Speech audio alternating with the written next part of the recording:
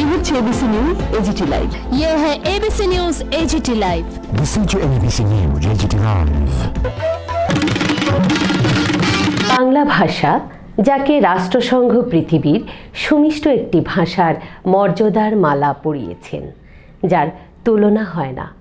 নববর্ষ আর 25শে বৈশাখ, এই দুটি দিনই গোটা বিশ্ব বাঙালির কাছে সমানভাবে গুরুত্বপূর্ণ। জর্জিয়ান ক্যালেন্ডার অনুযায়ী 1861 সালের 7ই মে জোড়াসাঁকোর ঠাকুরবাড়িতে জন্মগ্রহণ করেছিলেন রবীন্দ্রনাথ ঠাকুর। বাংলা মতে সালটা ছিল 1422-এর 25শে বৈশাখ। তিনি ছিলেন তার পিতামাতার চতুর্দশ সন্তান। এই দিনটি ভারত ও বাংলাদেশ রবীন্দ্র জয়ন্তী হিসাবে পালন করে আসছে। আজ তাকে স্মরণের মাধ্যমে বাংলা সাহিত্যের দিক পরিবর্তনকেও স্মরণ করা হয়। তার লেখা গান এখনও 3টি দেশের জাতীয় সঙ্গীত, ভারত, বাংলাদেশ আর শ্রীলঙ্কা। একই সঙ্গে স্মরণ করা হয় 1913 সালে তার নোবেল জয়কে।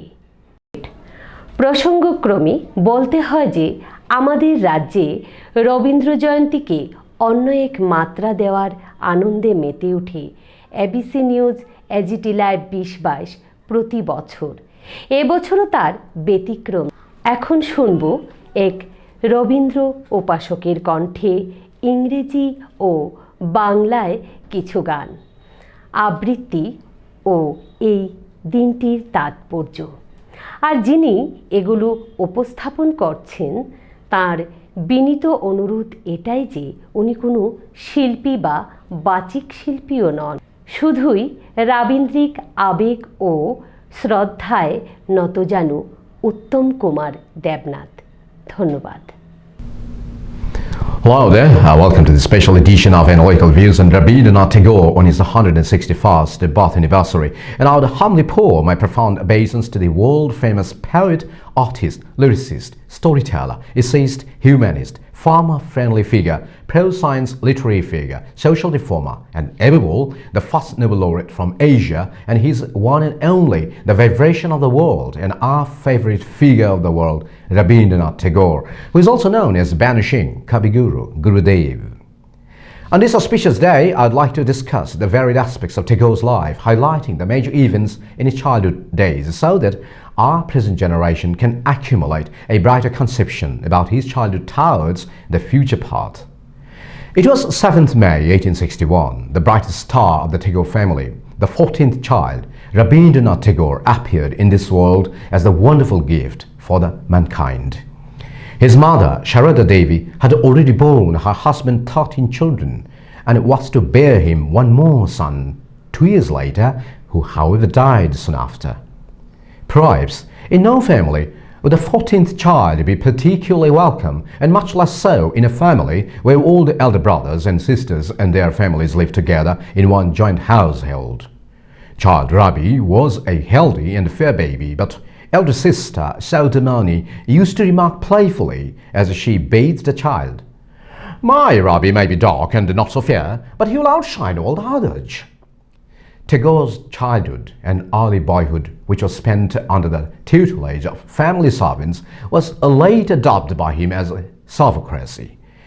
Through the Venetian shutters of the window, he would gaze below and be absorbed in watching the antics of the various bathers, each with the peculiar ritual in the giant banyan tree and the play of the shadows around his base. If the child submitted to the rigors of sophocracy, it was not because he was unduly docile, but because of his boundless curiosity in his surroundings, which invested even the most trivial object with interest. Looking back on childhood days, the thing that recurs most often is the mystery which used to fill both life and world. It was as if nature shut her hands and laughingly asked, "What have I got inside?" And nothing seemed impossible.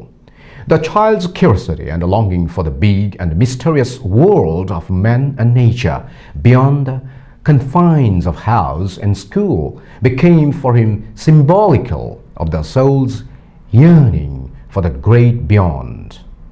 In his play Tagore, that is the post office, which he wrote in 1911, he dramatized this longing in the character of the little boy Amol. Amol is a sensitive and delicate child who is confined to his bed in a dark room because his over-solicitous guardian and the ignorant family physician fear that he will catch all kinds of ailments if exposed to the elements. The village postman jokingly assures him that he will bring him a letter from the king. Amol dies in the hole, and as he closes his eyes, the herald announces the coming of the king. Death brings deliverance, and innocent faith is final reward. But the child Rabi was more robust than Amol and survived the neglect of his parents and tyranny of his servants. His school-going began earlier than it need have. A tutor had been engaged to teach him elementary reading and writing at home, but the arrangement came to a premature end. When the child found that his elder brother and nephew were going to school in a carriage, he started to howl for the same privilege.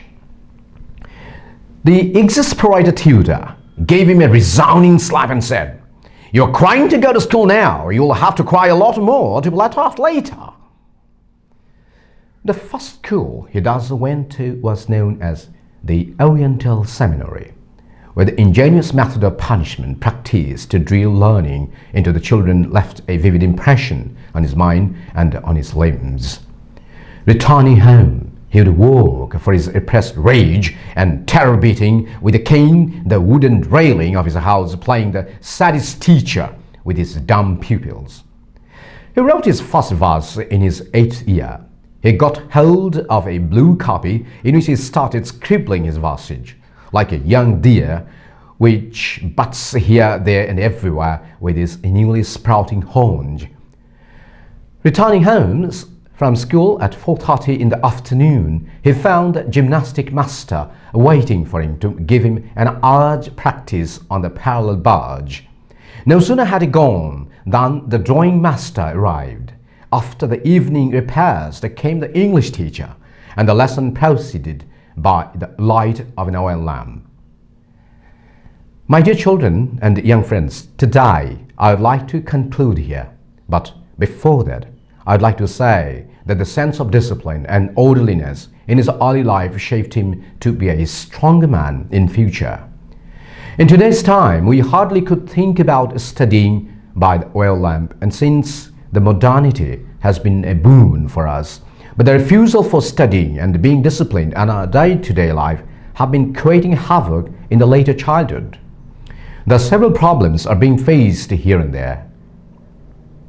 Alright, in the end, I would humbly pay my due obeisance to Tagore on this auspicious 161st birth anniversary, reciting my all-time favorite poem, Where the Mind is Without Fear, composed by Tagore.